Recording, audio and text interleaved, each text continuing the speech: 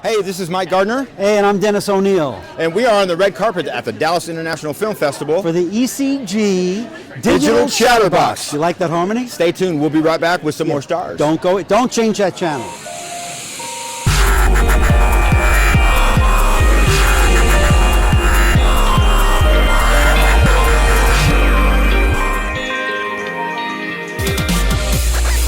Mr. Glenn Morshower, I saw the film Flutter last night. I was amazed. Great film. I was in tears about half the time. Fantastic job. Tell me about your role in Flutter. Well, I play Mark, who is the grandfather role. It's my first grandfather role in any project ever. That had its own appeal to me. He's good old Texas boy, speaks and sounds like he's from where he's from, and jeans and a checkered shirt, and in a really heartfelt drama about a mother's unconditional love for her son, and her son being my grandson, and she is my daughter-in-law. Reese plays my wife Linda in the project, and it's all about the hard times they are facing because our son in the movie is on the road traveling as a musician, and things aren't going real well for him, so he's not being much of a provider.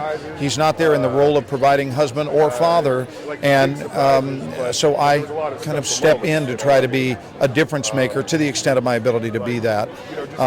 The audiences have all responded so favorably to this film because it's not a neat and tidy drama. We don't attempt to put a bow tie in on the ending. It's a little bit gritty and a little rough and a little muddy and a little painful. Well, I love that first of all, that Glenn, made it possible for me to do this role, and I love that she's a monster-in-law, which is new for me. You played it well. Yeah. Oh, great! I haven't seen it, so I can't. No. The favorite part of the film, I can't say because it's the ending. Okay, that's fair enough. I want to give a shout out to Gene Smart, who was not able to do this role, which is your original, Gene Smart passing is the reason Reese McCormick did the role, so thank you, Gene. Yeah. Fantastic. Thanks for taking the time. We'll see you a little later. Thank you, guys. Is this your first film, is that right? Yes, this is my first film. And so what inspired you to be in the film? My uncle, And who's your uncle? Eric. Oh, Eric's your uncle. Okay, we didn't know that. Very cool. So how long did it take y'all to shoot the film? A month and a week. And y'all shot, did you shoot it mostly in Austin? No, I actually in Bastrop at my house.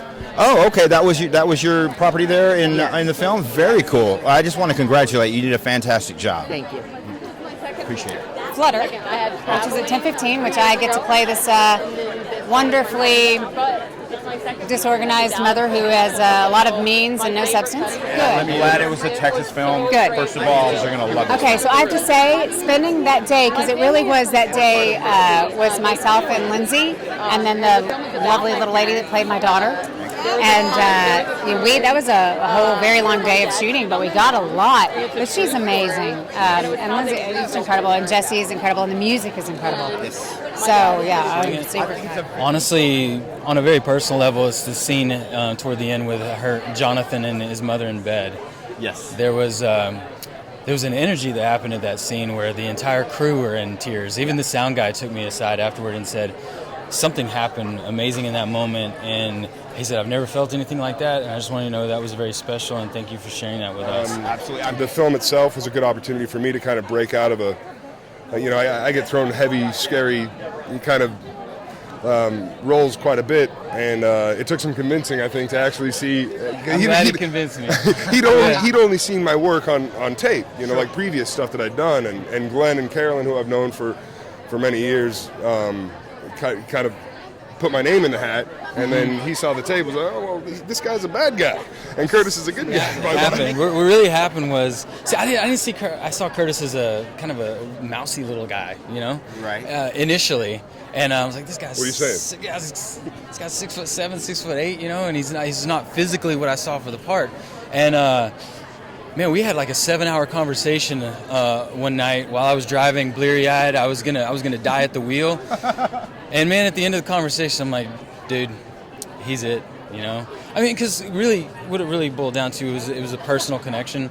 I want to work with people that I admire. I appreciate you taking the time I'd like with to us. talk more about that too. Absolutely. So, yeah. Yes. All right. Independent film. Yes. Thanks, Michael. Yeah.